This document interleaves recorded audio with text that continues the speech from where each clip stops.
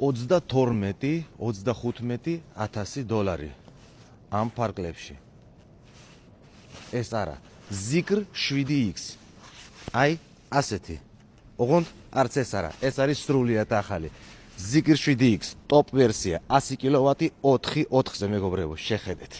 ეხლა ჭუჭყიანია მანქანა, მალე უკვე გაბრიალდება კიდევაც და დაიტვირთება და წავა საქართველოში.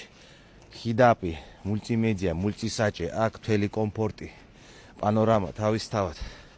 ყველაფერი აქვს მანქანას. აქაც ნახეთ, წინ და უკან გასაწევი. შეხედეთ, შავი სალონით, 4-4-ზე 100 კილოვატიანი. შეხედეთ. 600 კილომეტრი შეიძლება გაიაროს მანქანა. რამხელა საბარგული აქვს. ეს არის შავი. აი ესეთი შავი დისკები. შეხედეთ. ეს არის აბსოლუტურად სრულიად ახალი ავტომობილი. ნახეთ, 2025 წლის. ბოლოს ახლა წარმოება.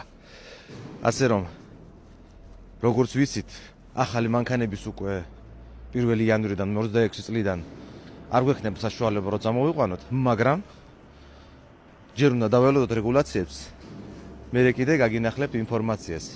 მაგრამ ისევ და ისევ მეორადი აი ესეთი ავტომობილები შეიძლება შევიძინოთ 32-35,000 პარკლებში, ძალიან კაი კომპლექტაციები, ზოგი უფრო იაფი, რაღაც პატარა დაზიანებით, რომელიცაც ყველაფერს გაიგებთ და ყველა ინფორმაცია გექნებათ. ასევე ასეთიც და სხვანაირიც.